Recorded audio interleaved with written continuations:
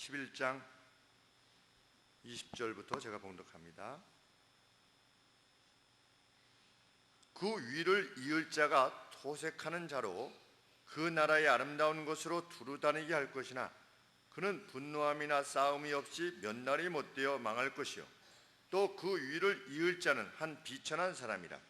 나라 영광을 그에게 주지 아니할 것이나 그가 평안한 때를 타서 괴율로 그 나라를 얻을 것이며 넘치는 물 같은 군대가 그에게 넘침을 입어 피할 것이요 동맹한 왕도 그렇게 될 것이며 그와 약조한 후에 그는 거짓을 행하여 올라올 것이요 적은 백성을 거느리고 강하게 될 것이며 그가 평안한 때 그 도의 가장 기름진 곳에 들어와서 그 열조와 열조의 조상이 행하지 못하던 것을 행할 것이요 그는 노력하며 탈취한 재물을 무리에게 흩어주며 모략을 베풀어 얼마 동안 산성들을 칠 것인데 때가 이르기까지 그리하리라. 그가 그 힘을 떨치며 용맹을 발하여 큰 군대를 거느리고 남방왕을 칠 것이요 남방왕도 힘이 크고 강한 군대를 거느리고 맞아 싸울 것이나 능히 당하지 못하리니 이는 그들이 모략을 베풀어 그를 치미니라. 자기의 진미를 먹는 자가 그를 멸하리니 그 군대가 흩어질 것이요 많은 자가 엎드려 져 죽으리라. 이 두 왕이 마음에 서로 해하고자 하여 한 밥상에 앉았을 때에 거짓말을 할 것이라. 일이 형통치 못하리니 이는 작정된 기한에 미쳐서 그 일이 끝날 것임이니라. 아멘. 우리는 지금 바벨론에 포로되어 가 있던 다니엘 그리고 이스라엘 백성들에게 주신 하나님의 계시를 살피고 있습니다. 성전은 다 불타고 이스라엘 백성들의 가장 중요한 사람들은 다 지금의 이라크의 바벨론으로 다 잡혀오고, 우리 느헤미야 때 보면 훨씬 뒤의 일이긴 하지만 예루살렘이 성문이 다 불에 타고 그 안에는 자칼이 살 정도로 황폐화된 그런 상황이었습니다. 그래서 심지어는 느헤미야 때 보면 사람들이 거기에 가는 것이, 거기 가서 예루살렘 안에 거하는 것이 이 야생 동물 때문에 문제가 되어서 예루살렘 성 안에 들어가서 사는 것이 용기를 내어야 될 만큼, 그래서 용기를 내어서 자원해서 그 안에 들어가서 살겠다고 할 만큼 그렇게 예루살렘이 황폐화되었다는 것을 우리는 기록을 통해서 보게 되는데, 지금 이스라엘은 그렇게 되어진 상태인 것입니다. 이런 사태에 직면하여서 다니엘과 다니엘의 세 친구 그리고 잡혀왔던 유다 백성들 얼마나 좌절하게 되었을까.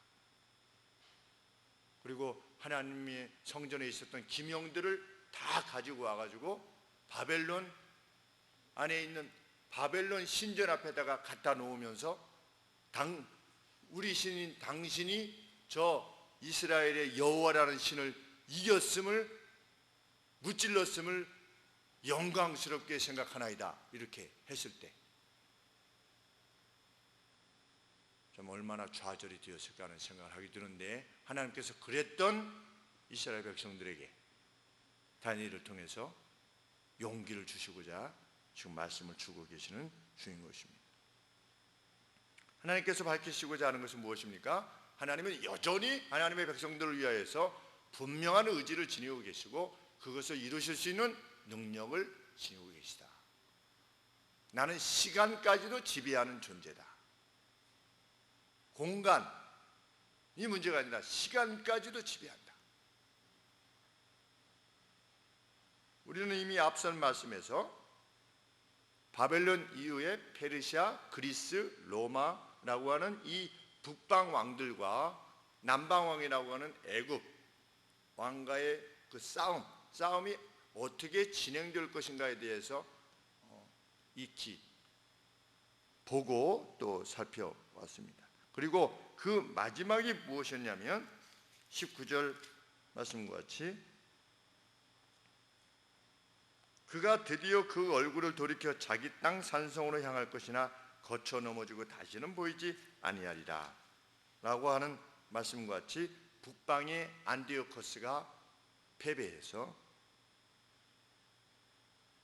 그의 아들을 로마의 볼모로 보내는 것과 같은 괴로움을 당할 것이다, 이렇게 했는데 그것이 실제로 이루어졌다라고 하는 것을 지난 시간까지 살펴보았습니다. 성경은 그 안티오코스, 북방의 안티오코스 이후에 일어날 일에 대해서 계속해서 예언하고 있습니다.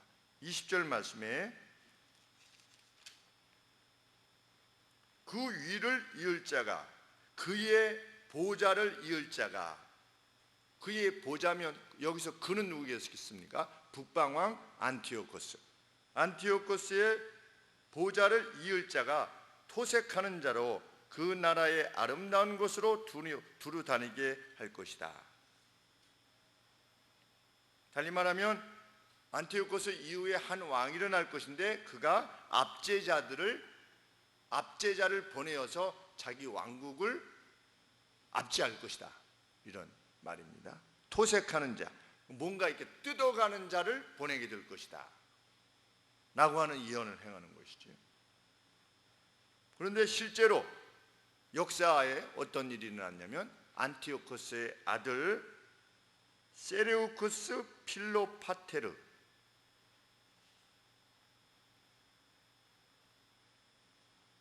라고 하는 인물이 이제 이 자리를 이어받은 것입니다. 세레우쿠스 필로파테르, 이 누누이 말씀드리지만 그쪽 지역에 대한 역사를 이해하기 어렵고, 또 안티오코스 1세, 또 오늘 뒤에 보면 안티오코스 2세, 3세 뭐 이런 식으로 나오니까 왜 같은 이름이 반복되는가? 1세, 2세 이러기 때문에 반복될 수밖에 없음을 감안하면서 우리 함께 살펴보았으면 합니다. 토색하는 자로, 토색은 무엇에 해당되는 것이겠습니까? 세금이겠죠. 그런데 이 세레우쿠스 필로파테르가 사람을 보내어서 그의 백성들을 압제했는데 아주 극심했답니다, 이 세금을 내게 하는 게. 그런데 무엇 때문에 그럴 수밖에 없었는가? 로마의 조공을 보내기로 약조한 것입니다. 로마 땅을 이전에 아버지가 건드렸지 않습니까? 안티오코스가 건드렸는데 로마에서 쳐들어와서 그 자기 아버지를 이겨가지고 약조를 지니게 된 거지요. 그래서 조공을 바쳐라. 그리고 또 하나는 무엇이었습니까? 네 아들 중에 한 명을 볼모로 보내라, 이런 식으로 이렇게 했는데, 이제 그때 로마와 약조했던 그 약조의 양이 여기 보니까 금 1,000달란트를 바쳐야 됐대요. 우리 한 달란트가 어느 정도 된다고 그랬습니까? 약 35kg, 36kg 정도 된다고 그랬는데 1,000이면은 만이 넘는 거지 않습니까? 한 36,000kg. 그러면 금으로 치면 36톤이죠. 36톤을 조공으로 바치도록 한 것입니다. 그러니 얼마나 많은 돈을 자기가 지배하고 있는 나라에서 뜯어내야만 로마의 조공으로 바칠 수 있겠습니까?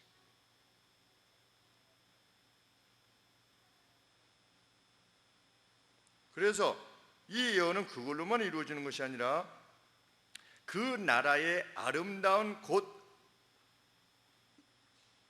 곳을 통해서 다니게 할 것이다. 근데 세금을 걷는 사람을 보내가지고 이제 세금을 걷는데 어디도 보낼 것이다. 그 나라의 아름다운 곳을 보낼 것이다 그랬습니다. 여기서 아름다운 곳이란 어디냐? 예루살렘을 말하는 것입니다. 이스라엘. 하나님의 관점에서 보면 이스라엘 땅은 하나님에게 아름다운 땅인 겁니다. 그 땅의 주엘 그랬습니다. 보물, 주엘 오브 히스 킹덤 그랬어요. 그의 왕국의 보물 같은 곳으로도 보낼 거다. 그 보물 같은 곳이 어디냐? 이스라엘인 것입니다. 그래서 그 사람을 이스라엘에게도 보낸 것입니다.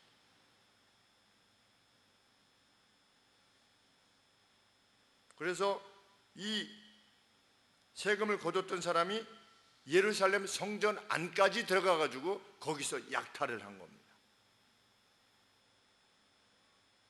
그 말씀이 20절 말씀입니다. 그런데 성경은 20절 말씀 하반절에 그렇게 할 것이지만 그는 분노에 의해서나 싸움에 전쟁에 의해서가 아닌데도 불구하고 몇 날이 못 되어서 망할 것이다. 이렇게 예언하고 있는 겁니다.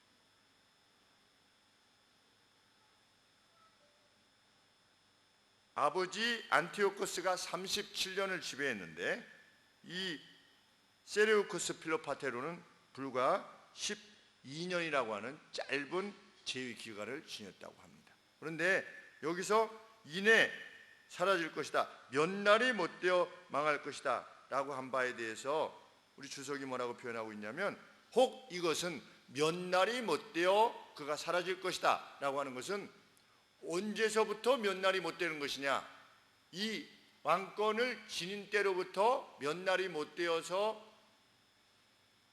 이 왕위가 끝날 것을 말하는 것이냐, 아니면 그 아름다운 것을 침범했던 때로부터 몇 날이 못 되어서 그가 사라질 것이냐 라고 했을 때 후자의 가능성이 높지 않은가, 그렇게 말해도 충분하다. 왜냐하면 역사적으로 보면 예루살렘에 와서 하나님의 것을 뜯어간 다음에 얼마 안 돼서 죽은 것이기 때문입니다. 어떻게 보면 좀 으시시한 말씀이죠, 그렇죠? 하나님의 전을 수탈했을 때 얼마 안 돼서 그가 죽는 것입니다.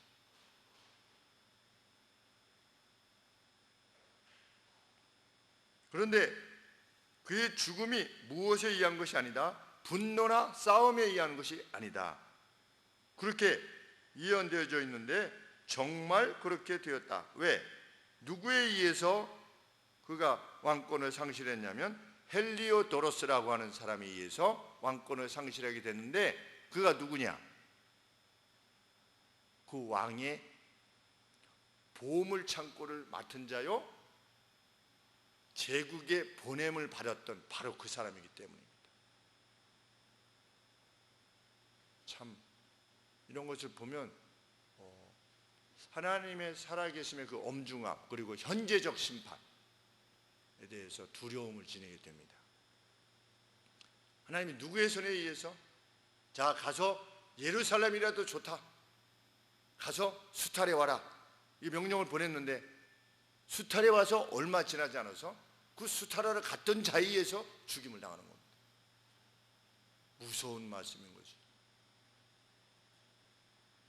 그래서 싸움에 전쟁에 의해서 죽은 것도 아니고 가정 내에 있어서는 어떤 분노에 의해서도 아니라 자기가 보낸 그 장관에 의해서 죽임을 당하는, 괴로움을 당하는 그러한 것이 그 예언이 이루어졌다 라고 하는 것이 역사가의 증언입니다.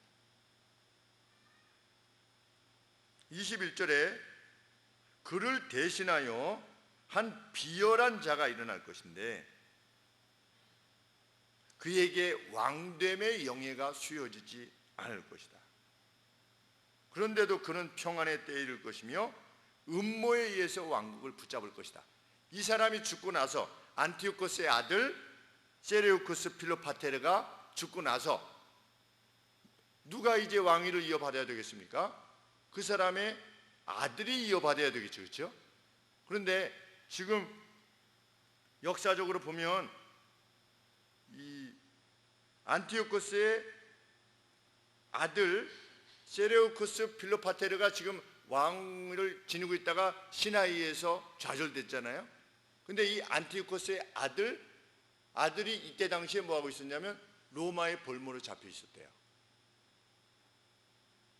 그러니까 실제로는 이 아들이 왕위를 이어받아야 되는데 누가 그 왕위를 빼앗아가느냐? 삼촌이 빼앗아가는 겁니다. 그 누구냐? 여기서 21절에 언급한 아주 비열한 자,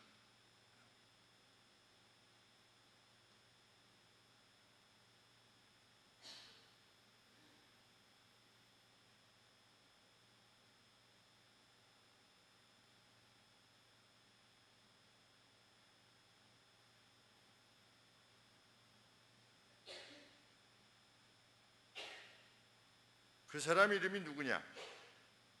안티오코스 에피파네스라고 하는 인물이라고 역사가가 밝힙니다.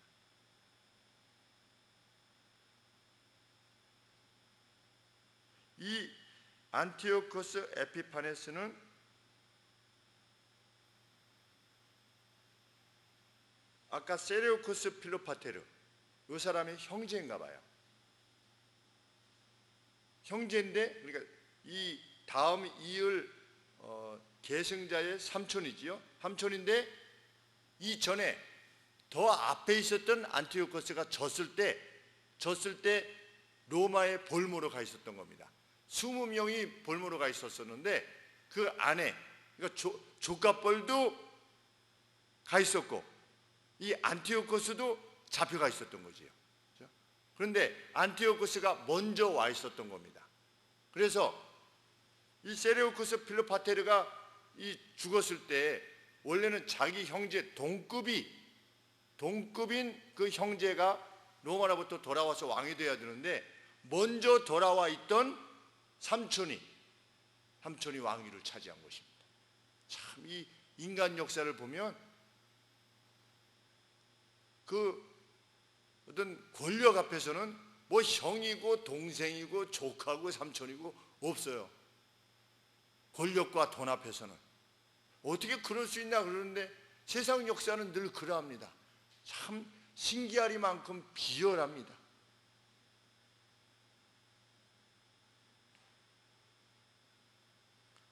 원래는 세레오코스 필로파테르의 아들이었던 데메트리우스가 이렇게 왕위를 이어받아야 되는데 삼촌이 가서 받은 것이죠. 그런데 성경은 뭐라고 되어 있냐면 평안한 때를 타서 거짓으로 그날을 얻을 것이다. 그래서 백성들이 나라의 영광을 그에게 주지 아니할 것이다. 왜? 속임으로 했으니까.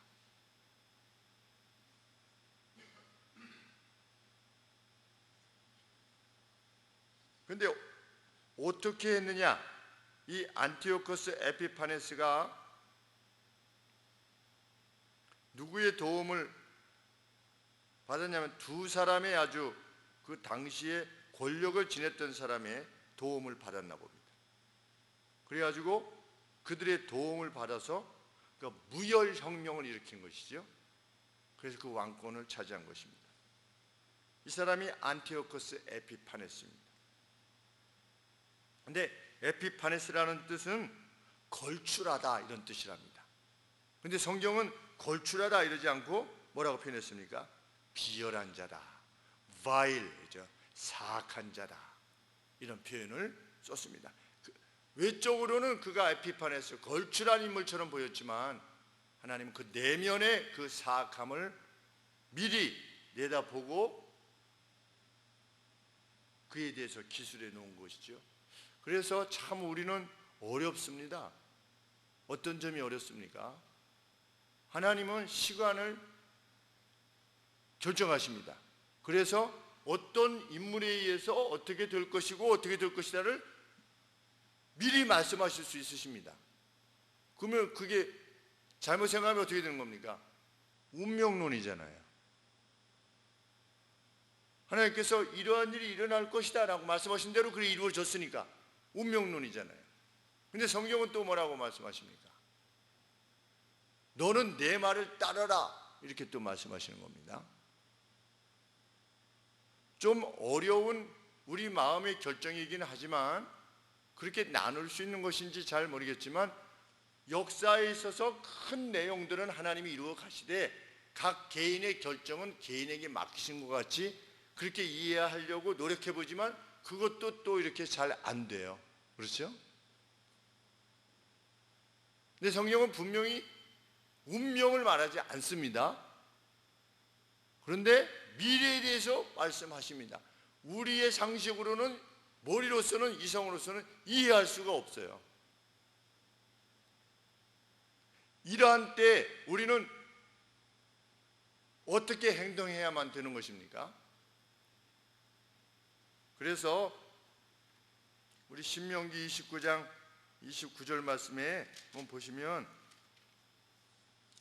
인간들이 하나님의 말씀을 듣고 이런 고민을 지니게 될 것이라는 것에 대해서 하나님께서 아셨기에 모세를 통해서 말씀하셨습니다. 29절 말씀에 신명기 29장 29절에 오묘한 일은, 오묘하다는 것은 뭐냐면 미스테리어스하다. 미스테리. 이게 앞으로 일어날 것이라고 하는 것이야? 그러면 우리 개개인이 시간 속에서 결정하는 의미는 과연 뭐야? 라고 하는 이런 어떤 미스테리와 같은 우리의 상식을, 우리의 이성을 넘어서는 그러한 일들은 누구에게 속했다? 우리 하나님 여호와께 속하여 있나니. 있지만 나타난 일은, 여기서 나타난 일은 계시된 것들은 이런 뜻입니다. 하나님에 의해서 계시된, 분명하게 그 뜻이 밝혀진 그 뜻은 우리와 우리 자손에게 속하였다. 이는 우리로 이 율법의 모든 말씀을 행하게 하심이니라. 율법은 하나님께서 나타나 보여주신 거지요, 그렇죠? 계시시켜 주신 것이죠. 그러니까 너희들 몫은 뭐다? 율법을 지키는 것이다. 그것이 너희 몫이다. 이 미스테리는요, 앞으로 일어날 일들이 이렇게 언급되어져 있는 그러한 것들은요, 그것들은 너희 몫이 아니라는 겁니다. 분명히 일어날 것인데 이것은 나의 영역이라는 겁니다. 너희들이 그러면 운명론적으로 내가 이미 구원받을 것인 건가 아닌가가 이미 결정됐다는 말인가? 이런 식으로 생각하는 건 그 미스테리에 관계되어진 것이죠. 그런 것들은 너희들에 속한 것이 아니라는 겁니다. 너희로서는 어떻게 해라? 하나님이 율법으로, 예수님께서 말씀으로 너희들에게 가르쳐 주신 바를 명확하게 따르라. 그것이 너희들 목적이다. 그래서 그러한 말씀의 정신하에 우리가 다니엘서를 보게 되는 것입니다.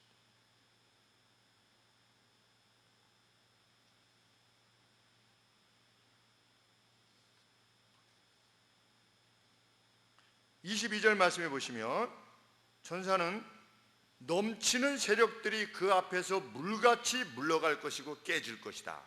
누구 앞에서? 안티오코스 에피파네스 앞에서. 그가 비열한 자인데도 불구하고 넘치는 세력들이, 그를 반대하고자 했던 세력들이 그 앞에서 물과 같이 물러나게 될 것이다. 또한 언약의 군도 그러할 것이다. 그랬죠? 22절에 동맹한 왕도 그랬는데 여기 뭐라고 되냐면 The Prince of the Covenant 그랬습니다. 언약의 군. 그런데 구약에서 언약의 프린스란 대제사장을 말하는 거랍니다. 그러니까 이 에피파네스가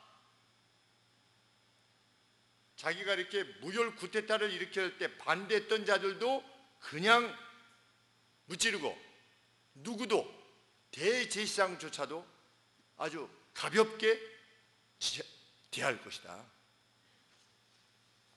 그렇게 예언을 했는데 실제로 에피파네스가 즉위하자마자 원래 대제사장이 누구였냐면 오니아스였는데 오니아스를 대제사장에서 폐합니다.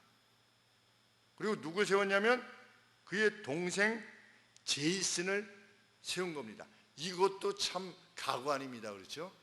자, 형이 대제사장이었는데 외국 그 이방의 나라 왕이 형을 폐하고 네가 제사장을 하라고 그랬는데 여기 역사적 기록에 보면 이 제이슨이라는 사람이 그냥 저보고 하라고요 이렇게 한 게 아니고요, 이 에피파네스에게 엄청난 뇌물을 준 거예요. 자기가 대제사장 하겠다고 엄청난 뇌물을 줘가지고 이 에피파네스가 동생을 이 대제사장으로 삼은 겁니다. 그러니 여기 22절에 그 대제사장도 뭐 그렇게 할 것이다. 그가 그랬는데 23절에 그와 약조한 후에는, 에피파네스와 약조한 후에는 그는 거짓을 행하여 올라올 것이요 적은 백성을 거느리고 강하게 될 것이다 그랬는데, 나중에 이 에피파네스가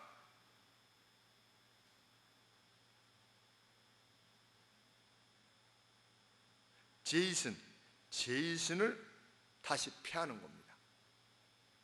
힘을 이용해 가지고 다시 그의 형제 베네라우스라고 하는 인물로 대제사장을, 그러니까 자기 마음대로 대제사장을 그냥 막 삼았다가 패했다가 삼았다가 패했다가.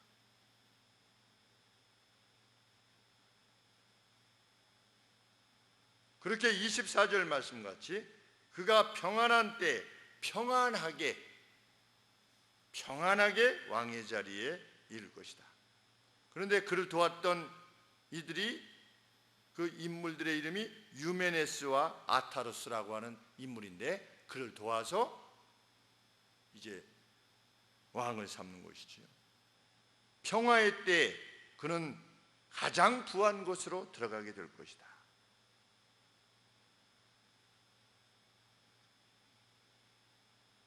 가장 기름 진 곳으로 들어와서 24절에 그 열조와 열조의 조상들조차도 행하지 못했던 것을 행할 것이요, 그는 노략하며 탈취한 재물을 무리에게 흩어주며 모략을 베풀어 얼마 동안 산성들을 칠 것인데 때가 이르기까지 그리하리라.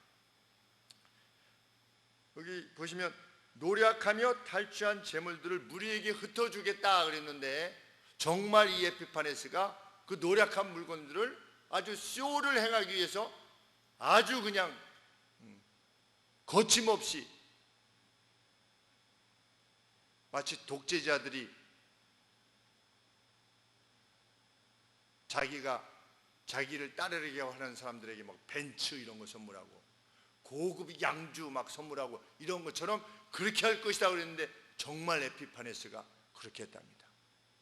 그래서 이렇게 군중들 가운데 지나가다가도 그냥 돈을 막 뿌렸대요. 그러니 군중들이 얼마나 좋아했겠습니까? 환호하는 거지. 돈을 뿌리고 다녔으니.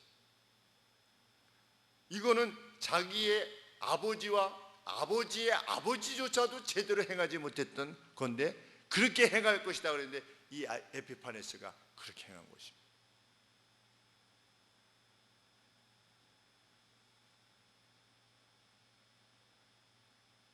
(24절) 말씀에 얼마 동안 산성들을 칠 것인데 때가 이르기까지 그리하리라. 산성을 칠 것인데, 이 산성은 뭐냐면 남방 산성입니다. 그러니까 애굽을 공격하겠다는 거지요. 그가 그 힘을 떨치며 용맹을 발하여 큰 군대를 거느리고 남방왕을 칠 것이요, 남방왕도 힘이 크고 강한 군대를 거느리고 맞아 싸울 것이나 능히 당하지 못할 것이다. 누가? 남방왕이. 이는 그들이 모략을 베풀어 남방왕을 칠 것이기 때문이다. 이러한 일이 일어날 것이다.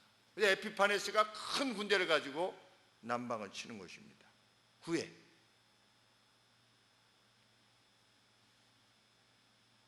남방왕은 누구냐? 플레토미 필로메트르라는 사람인데, 주전 186년부터 145년까지 이집트를 지배했던 왕입니다. 지금 어디까지 거의 왔습니까? 예수님까지 거의 온 것입니다. 그렇죠? 주전 145년까지 온 겁니다. 거의 다 왔어요. 역사를 하나님이 어떻게 하고 계시다? 이끌어가고 계실 것이다. 막 큰 감동이 있는 거지.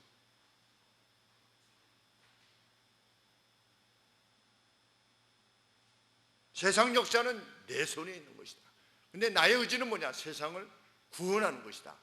세상을 구원하기 위해서 나의 아들, 내가 아담에게 약속한 그 여인의 후손, 여자의 아들, 메시아, 나의 아들을 보내는 것이다. 이것이 역사에 대한 나의 목적이다. 다니엘아, 용기를 내라. 잡혀온 유대인들, 다니엘의 친구들이여, 용기를 내라. 그 안에 선한 믿음의 사람들아, 용기를 내라. 오늘 우리들 마찬가지지. 그런데 이 다니엘의 예언대로 플레토미 필로메토르가 방어에 실패합니다. 그런데 이 플레토미 필로메토르가 누구냐면 클레오파트라의 아들이랍니다.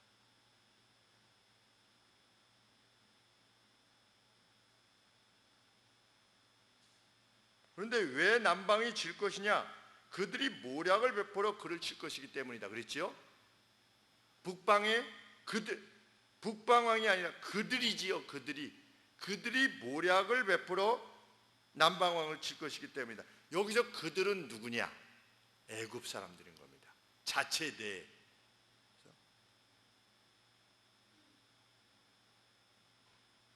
그래서 이 필로메토르의 장관이 있었는데 올레우스라고 하는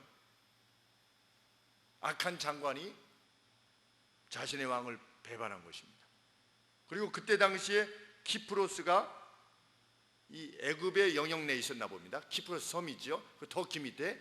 그런데 그 집정관 플레토미 마크론 역시 반역을 일으켜서 그 섬을 누구에게 넘겨주냐면 이 에피파네스에게 넘겨주는 겁니다.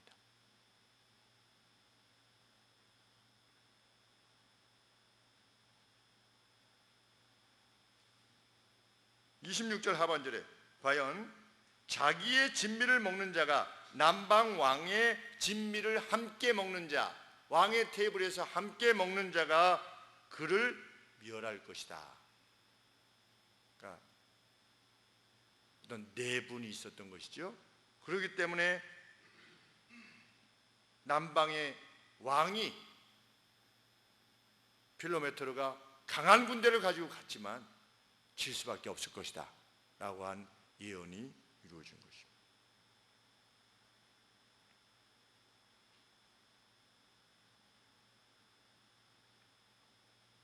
그런데 27절에 이 두 왕이 마음에 서로 해하고자 하여 한 밥상에 앉았을 때 거짓말을 할 것이라. 일이 형통하지 못하리니 이는 작정된 기한이 미쳐서 그 일이 끝날 것임이니라. 이 부분이 아직도 제가 해석이 잘 안 되고 있는데 이 두 왕은 북방왕과 남방왕이랍니다. 그럼 누구와 누구지요? 에피파네스와 남방왕 필로메토르, 이 두 왕이 주석에 보면 한 상에 앉아서 테이블에 같이 앉았었대요. 그래서 이 안티오코스가 주석에 보니까 안티오코스는 조카인 필로메토르의 안위를 살피는 것 같이 행동했다. 아까 우리 클레오파트라가 이전에 북방왕하고 뭐 결혼하고 뭐 이런 역사가 있었지 않습니까? 근데 클레오파트라의 아들이 이 애굽의 왕인 거죠 지금. 그러니까 족보로 치면 이 내려왔던 에피파네스가 삼촌이고 이 남쪽이 조카인 그런 상황인가 봅니다. 그래서 서로 이렇게 싸우다가 어떤 그 싸움이 끝나고 난 것인지 그 이전인지 제가 잘 모르겠지만 여간에 테이블에 앉아서 마치 에피파네스가 이 남방 왕의 안위를 걱정하는 것처럼 이렇게 했는데 실제로는 애굽 왕국을 자기가 차지하려고 한 것이죠. 근데 이 남방 왕도 싸움에 졌으니까 아니면 질 것이니까 이렇게 좀 협조하는 척 했는데 이 싸움이 어떻게 됐다? 계속 끝나지 않고 이 암투가 계속되어졌다. 그것이 27절의 예언의 내용인 것입니다. 이 두 왕이 마음에 서로 해하고자 겉으로는 너 참 우리 이렇게 했었는데 너 참 힘들겠구나 그렇게 했는데 실제로는 서로 해하고자 한 밥상에 앉았을 때 거짓말을 하게 될 것인데 서로 간에 일이 형통하지 못할 것이다. 서로 원하는 바가 이루어지지 않을 것이다. 지루한 싸움이 계속되어질 것이다 라는 말이지요.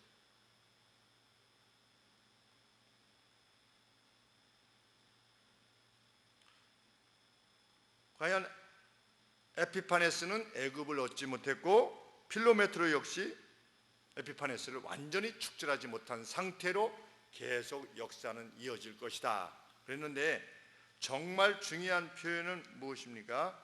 24절 말씀까지 하반절에 때가 이르기까지 그리하리라. 그렇죠? 때가 이르기까지 그리하리라. 그러나 잠시 동안 그리할 것이다. 이게 되십니다. Only for time. 이랬는데 우리 27절 하반절에 뭐라고 되어 있습니까? 이는 작정된 기한에 미쳐서 그 일이 끝날 것이기 때문이다. 왜 지루한 공방이 이루어질 수밖에 없느냐? 하나님께서 지정하신 appointed time이 있다는 겁니다. appointed time. 그렇죠? appointed time까지 하나님께서 정해두신 때까지 그 일이 이루어질 것이기 때문이다. 그래서 서로 자신이 원하는 바를 성공하지 못할 것이다. 그래서 어디까지 가는 겁니까? 예수님 오신 때까지 가는 겁니다. 우리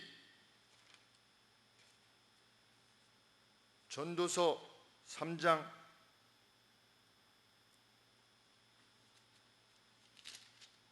1절 말씀에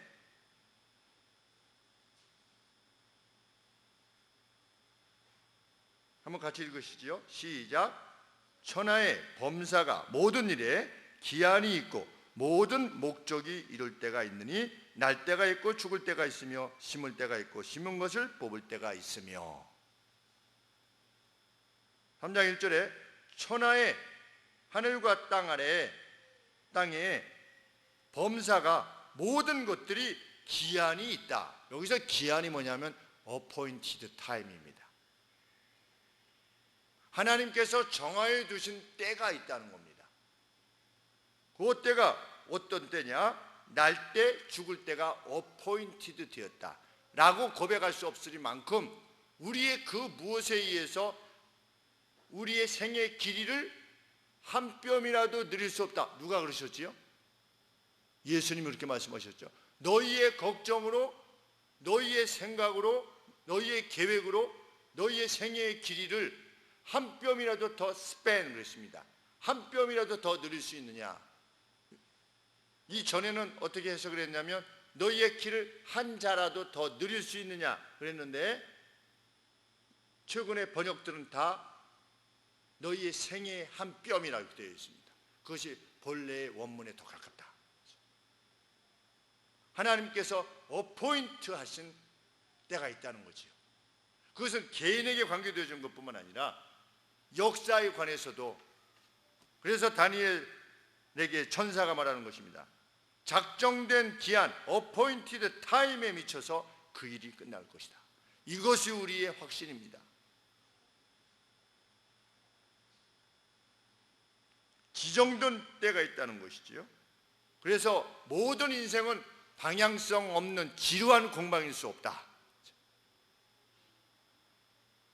하나님께서 정하신 때까지라고 말할 수 있을 만큼 하나님의 정하신 때가 분명히 있다. 그것이 우리의 소망의 이유입니다. 왜? 그렇게 예언을 하셨는데 다니엘에게 이루어진 것입니다. 정말 더 이상 뭐라고 말할 수 없으리만큼 정확하게 이루어진 거지요. 근데 오늘의 설교가들이 교회가 이 정확하게 말씀하시고 정확하게 이룬 것에 대해서 언급하지 않는다면 우리는 다른 종교와 같이 되는 겁니다. 착하게 살아라. 착하게 살면 복을 받는다. 하나님이 어떻게 말씀하셨고 어떻게 이루셨는가에 대한 것이야말로 그것이 하나님의 존재 증명을 위한 가장 확실한 방법이라고 하나님께서 스스로 말씀하시면서 이렇게 보여주셨는데 다니엘서에서 언급되어진 걸 하나도 하지 않는 거예요. 에스겔서에서도 스가랴서에서도 이런 내용들이 그 각각의 선지자들로 하여금 다 예언케 하셨습니다. 오순절 성령 강림이 올 것이라고 하는 것도 다 이미 예언되어 있어요. 요엘 선지자가 이렇게 될 것이다 라고 다 예언케 하셨는데 선지서에 대해서 아무런 관심도 없고 연구도 없고 읽지도 않고 그러면 신앙이 자랄 수가 없는 겁니다. 긴가 맹가 늘 뭐가 좀 좋은 일이 생기면 하나님이 날 도와주시는 것 같아요. 이러다가 또 좀 안 되면 없나? 내가 지난번에 잘못 생각했나? 뭐 이렇게 되잖아요, 사람들이. 그렇죠? 근데 그게 아니라 이런 분명한 내용들을 우리가 익히게 되면 뭐 죽는 게 뭐 두렵겠습니까? 오고 감을 미리 결정하시는데 하나님이 뭐 죽은 자를 일으키시는 거 뭐가 어렵겠습니까? 아직 오지도 않은 인물에 대해서 고레스라고 하는 나의 기름 부은 왕, 고레스라는 인물이 70년 뒤에 올 거다 그러는데 정말 고레스라고 이름하는 사람이 왔잖아요. 그래서 얼마나 놀랐겠습니까? 그가 어떻게 할 거다, 내 백성을 돌아오게 할 거다 그러는데 정말 돌아왔고, 우리는 주님의 현재와 미래에 대한 약속 둘 다를 믿습니다. 너희는 어떻게 해라? 내 뜻대로 해라. 뭐 어떻게 할 것이다? 내가 책임질 거다. 책임지나 안 지나 봐라. 하나님의 약속이지요. 그것은 어떤 어미함을 가지고 말씀하시는 겁니까? 내가 이렇게 일을 이루나 이루지 않나 봐라 라고 하는 것과 똑같은 비중의 말씀인 겁니다. 무게의 말씀인 거지요. 그리고 내가 너를 필요해서 네가 그 가운데서 순교하는 거 내가 네게 주는 영광이라는 거지요. 의를 위하여 핍박을 받고 고난을 받는 것, 그때 어떻게 해라? 기뻐하고 즐거워해라. 왜? 하늘의 상이 크기 때문이다. 여기서 못 받았으면 대신 어떻게 되는 거다? 하늘에서 너희 상이 진짜로 클 것이다. 그것이 하나님의 약속이지요. 단 전제는 무엇입니까? 하나님의 나라와 하나님의 의로움을 위한 것이죠. 하나님의 나라와 하나님의 의로움을 위한 고난, 헌신, 희생, 그것만이 의미 있을 것이다. 그것에 관계되어진 모든 내용들을 정말 힘있게 힘을 다해서 감당하는 이에게 주시는 하나님의 위로의 말씀입니다. 우리는 지금 뭐 교세가 점점 꺾이고 있다, 그거 뭐 두려울 거 하나도 없어요. 믿는 사람이 점점 줄어든다, 어쩌면 당연한 결과인지도 몰라요. 왜? 제대로 믿으려고 하는 사람이 없으니까. 하나님 말씀대로 믿으려고 하는 사람들이 점점 적어지니까. 하나님은 어떻게 보면 체질을 하고 계신지도 몰라요. 각 시대마다 네 신앙이 진짜 신앙이냐,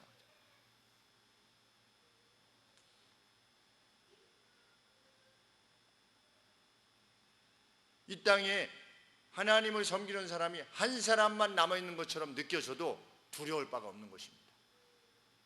하나님께서 뭐라고 말씀하셨습니까? 바알에게 무릎을 꿇지 아니한 7천을 내가 남겨둘 것이다. 너 엘리야여, 너 말고 7천이 있어. 세상은 너의 뜻대로 이렇게 흥망성쇠가 이루어지는 거 아니야. 내가 의지를 가지고 이루어가고 있는 거야. 그래서 내가 하나님의 열심히 이룰 것이다. 나의 열심히 이룰 것이다. 너희들이 고만하기 때문에 내가 이루는 게 아니고, 너희들은 끊임없이 나를 반역하고 대제사장이 그래 형의 것을 빼앗아 가지고 자기가 대제사장 하려고 이렇게 뇌물을 바치기까지 하는 그러한 타락 가운데서도 나는 내 약속대로, 너희가 착해서가 아니라 내 약속대로 내 아들을 보낼 것이다. 하나님의 의지다. 어느 정도 악했지요? 그래서 예수님을 보내시기 전에 누구를 보낼 것이다? 엘리야를 먼저 보낼 것이다. 그래서 그가 와가지고 백성들의 마음을 하나님께로 돌이켜야 할 것이다. 왜? 예수님이 오셨는데 그런 상태니까 구원하시는 그것은 뒤로 하고 어떻게 하실까봐? 멸망시키실까봐. 마치 모세가 하나님의 명령을 받고 나갈 때 아들을 할례를 시키지 않았지 않습니까? 그 미리암이 아니라 그 아내가 시키지 않았을 때, 자 가라 해가지고 지금 모세가 애굽을 향해서 가고 있는데 길에서 하나님이 모세를 죽이려고 하시잖아요. 왜? 아들을 할례를 시키지 않았기 때문에. 얼마나 중요한지 알 수 없어요. 이 특별히 말씀을 맡은 자의, 직분을 맡은 자의 어떤 그 자녀의 문제조차도 하나님 앞에서 얼마나 중요한 것인가를 알게 하는 말씀이지요. 그래서 그 아내가 할례를 행했을 때 비로소 하나님께서 모세를 놓으실 만큼 하나님은 사랑과 동시에 공의의 하나님이시라는 것이죠. 악과 더불어 행하실 수 없으신, 부정과 함께 할 수 없으신, 왜 아브라함에게 뭐라고 말씀하셨습니까? 할례를 다 행하라 그러는데 그 미디안 광야의 여인이니까 안 하겠다고 한 가능성이 높았던 거지요. 그러니 예수님이 오셨을 때에도 구원코자 오셨는데 그 하나님의 공의에 대한 그것으로 인해서 이 백성들을 멸할까 하여서 먼저 누구를 보내셔서 엘리야를 보내서 왕이 나아갈 때 길을 구부러진 길을 피고 낮은 곳을 이렇게 돋고 높은 것을 낮게 한 것처럼 광야에서 외치는 자의 소리가 있어서 어떻게 할 거다? 오시는 자의 길을 준비하게 할 것이다. 그만큼 이스라엘이 악했던 것이죠. 그런데도 하나님은 오신 겁니다. 자기 약속을 지키신 거예요. 변함없이 그 사랑의 의지를 행하신 겁니다. 우리는 누구를 도우려고 했다가도, 그렇죠? 도우기려다가 하는 짓이 좀 이렇게 좀 못마땅해.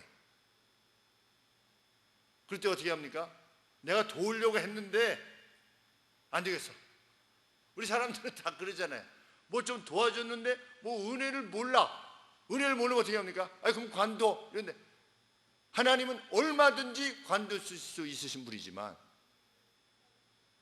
그 약속을 지키신 겁니다. 그래서 우리가 구원받지 않았습니까? 우리가 세례받고 나서 이제는 주의 백성으로 살겠습니다.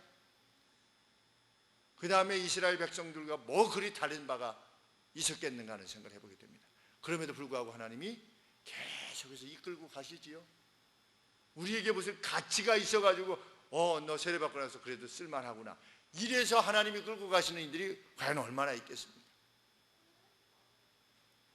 하나님이 약속을 이루신 분이십니다. 우리는 그 약속의 범주 안에 있는 것이, 그것이 우리의 소망의 이유입니다. 그런 소망을 지닌 사람처럼 오늘 우리 살기를 원합니다. 기도하겠습니다. 하나님 아버지, 말씀하시고 이루시는 주의 권능을 우리는 역사의 뒤편에서 분명하게 봅니다. 어쩌면 이렇게 개개인에 대한, 나라에 대한 그 말씀들이, 그들의 장군들의 관계되어진 내용들, 역사적 사건들에 대한 내용들이 이렇게 구체적으로 예언되어지고 그것이 실행되었는가를 볼 때 놀랍기 그지없으며 두려움과 동시에 깊은 용기와 희망을 찾게 되옵나이다. 하나님, 정말 말씀대로 살아가는 저희들 되게 하옵소서. 말씀이 약속하신 바를 이루실 하나님을 바라보며 살아가게 하여 주시옵소서. 예수님의 이름으로 기도합나이다.